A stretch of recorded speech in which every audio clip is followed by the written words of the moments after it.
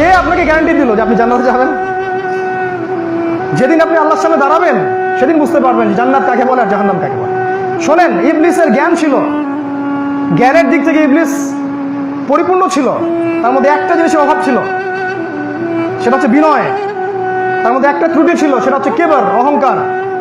এই শুধুমাত্র অহংকারের কারণেই আমরা বিভক্ত হয়ে গেছি দলে দলে।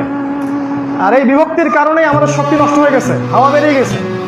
আপনাকে কেউই মূল্যায়ন করে না, বিশ্বাস করেন, কেউ আপনাকে মূল্যায়ন করে না। কোনো বাইরের সুপার পাওয়ার বা ইন্টারনাল কোনো পাওয়ার কেউ আপনাদেরকে কোনো মূল্যায়ন করে না। তারা জানে যে আপনারা বিভক্ত এবং আপনাদেরকে শেষ করে ফেলা এটা কোনো বিষয় না। এক ভাইকে উস্কে দিলে আর এক ভাইকে সে গলা কেটে দিবে, ওরা খুব ভালো করেই জানে।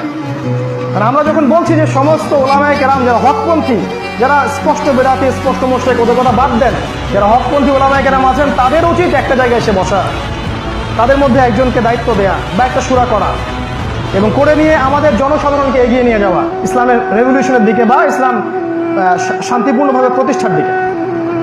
এটা কি বিগত 50 বছরে করা যেত না? হালুয়া, রুটি, সেমাই, আপোষে ইখতিলাফ, কে কোথায় হাত বাঁধলাম, রফুল দান করলাম কিনা, এগুলো নিয়ে আমরা যে কত সময় নষ্ট করেছি, এই উম্মার হিসাব দিতে হবে এগুলোর জন্য।